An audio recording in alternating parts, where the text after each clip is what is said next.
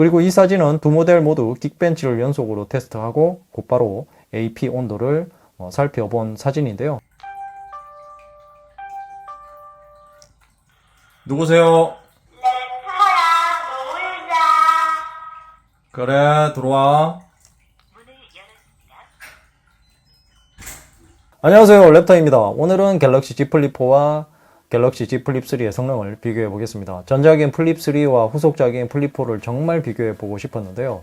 고양이 주부가 빌려주지 않아서 못하고 있다가 끈질기게 회유와 설득 끝에 빌렸고요. 디자인과 기능이 크게 바뀐 것이 없어서 폴드4에 비해서 상대적으로 관심이 덜한 것도 사실이었고요. 그래서 성능적인 면은 얼마나 차이가 날지 궁금하기도 해서 오늘 영상을 찍게 되었습니다. 그리고 이 영상은 플립3를 사용하고 계시면서 플립4를 다시 구매해도 되나 라는 고민을 하시는 분들이 보시면 정말 도움이 될 듯 합니다. 그럼 지금부터 자세하게 살펴보겠습니다. 그럼 먼저 두 모델의 스펙을 살펴보겠습니다. 먼저 플립4에는 스냅드래곤 8 플러스 1세대가 탑재되어 있고요. 스냅드래곤 8 1세대 대비 성능은 10% 향상되었고요. 전력 효율은 30% 향상되었습니다. 실제로 플립4를 비롯해서 폴드4도 성능은 괜찮게 나왔고요. 요즘 삼성 파운드리의 상황이 더 안 좋아지고 있는 상황인데요. TSMC에서 생산한 스냅드래곤 8 플러스 1세대가 삼성에서 생산한 스냅드래곤 8 1세대보다 성능도 좋고 배터리 효율도 좋다는 것이 증명되고 있습니다. 이것이 삼성 파운드리의 치명적인 것이 되고 있습니다. 반면 플립3의 AP는 스냅드래곤 8 1세대가 탑재되었습니다. 저번 S22 울트라와의 비교 때와 비슷한 상황인데요. 그때보다는 결과가 더 좋지는 않을 듯 합니다.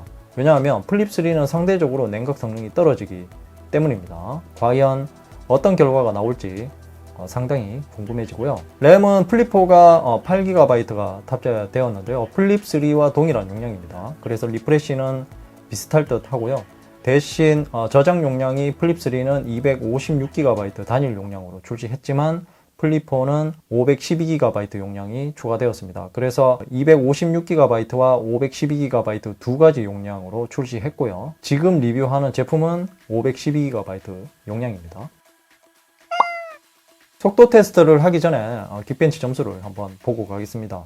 먼저 싱글 코어인데요. 플립4가 플립3에 비해서 좋아졌다는 것을 알고 있었지만 이렇게 차이가 많이 날 줄은 몰랐습니다. 최고 점수의 차이도 거의 300포인트 정도 나고요. 그리고 최저 점수의 차이도 200포인트 넘게 나는 것을 볼 수 있습니다. 특히 두 모델 모두 5회부터 급격한 하락이 생기는데요.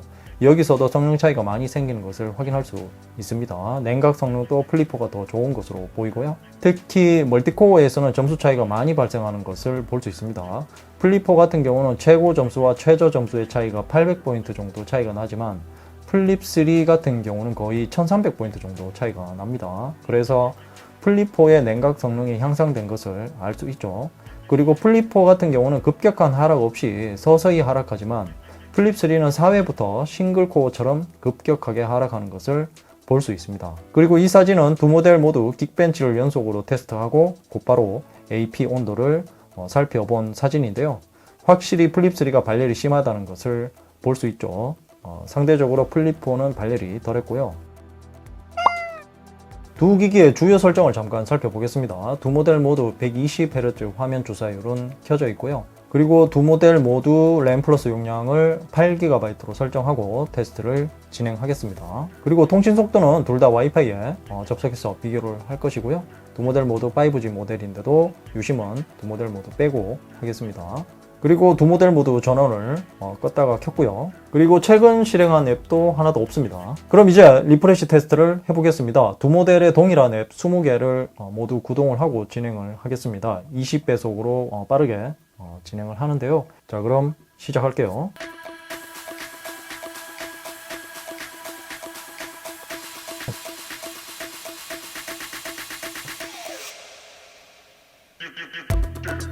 네, 이렇게 해서 앱 구동을 모두 끝낸 상태이고요. 지금부터 본격적으로 리프레시 테스트를 해보겠습니다. 자, 먼저 유튜브부터. 네, 플립4는 이상 없고요. 플립3는 바로 리프레시 되었죠. 다음은 네이버. 네이버는 두 모델 모두 이상 없는 것 같고요. 다음은 티빙.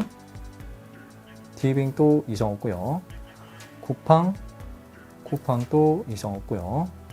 옥션, 네, 옥션은 플립3만 리프레시 되었고요. 다음은 배틀그라운드, 네, 배틀그라운드도 두 모델 모두 이상 없고요. 다음은 아마존, 네, 아마존도 이상 없죠. 다음은 마켓컬리, 네, 마켓컬리도 이상 없고요. 다음은 11번가도 이상 없죠. 바이브, 네, 바이브도 이상 없고요. 다음은 카메라, 네, 카메라는 두 모델 모두 리프레시 되었습니다.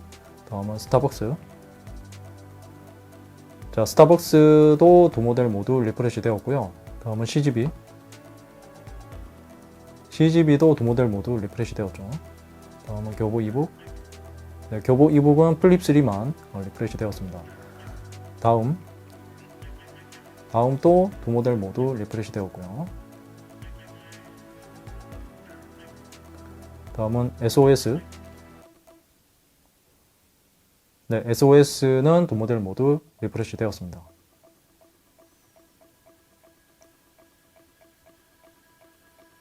다음은 롯데시네마, 네, 롯데시네마는 플립3만 리프레시 되었고요. 다음은 UMF는 두 모델 모두 리프레시 되었습니다. 다음은 야놀자도 두 모델 모두 리프레시 되었고요. 다음은 라이즈 오브 킹덤즈, 네, 라이즈 오브 킹덤즈는 플립3만 리프레시 되었습니다. 아, 플립4가 리프레시 성능이 괜찮네요.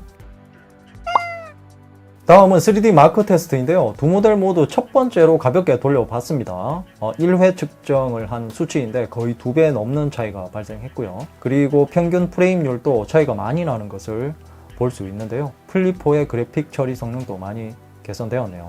20회를 연속으로 돌리는 스트레스 테스트를 했는데요. 두 모델 모두 튕기지 않고 20회 모두 완료했습니다. 저는 사실 플립3는 20회를 채우지 못하고 중간에 중지될 것으로 봤는데요.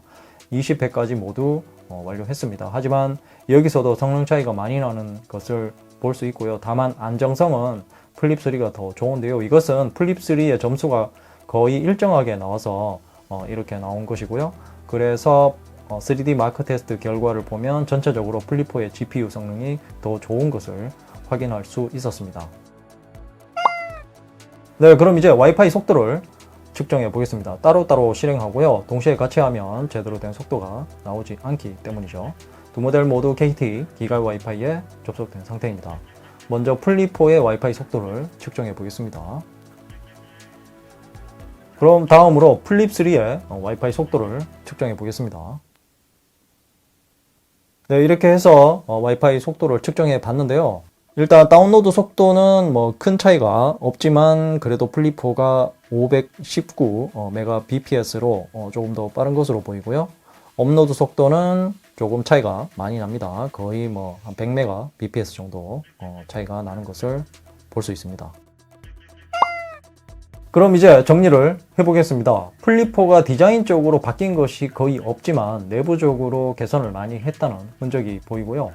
플립3에서 문제가 되었던 발열도 상대적으로 덜했고요. 냉각 성능 향상에도 신경을 많이 쓴 것 같습니다. 개인적으로 현재 플립3를 사용하고 계신 분들이 플립4를 고민하고 계신다면 충분히 갈아타도 될 만한 제품 같고요. 아직 정말 고민되는 편이 남아 있기는 하지만 기능적인 면에서도 플립4가 더 좋기 때문에 충분히 추천드릴 수 있을 듯 합니다. 다음 영상은 플립4와 플립3의 실사용성에 대해서 알려드릴 테니까 많은 시청 부탁드리고요. 이상으로 갤럭시 Z 플립4와 갤럭시 Z 플립3의 성능을 비교해 봤습니다. 궁금한 점이 있다면 댓글로 남겨주시고요. 이 영상이 도움이 되었다면 좋아요, 구독하기, 그리고 알림 설정도 잊지 마세요. 랩터야, 이제 뭐 보는데 너? 좌측은 최신 영상이고 우측은 랩터가 픽한 영상이야. 랩터가 골라주는 영상 볼 거야. 최신 영상 볼 거야.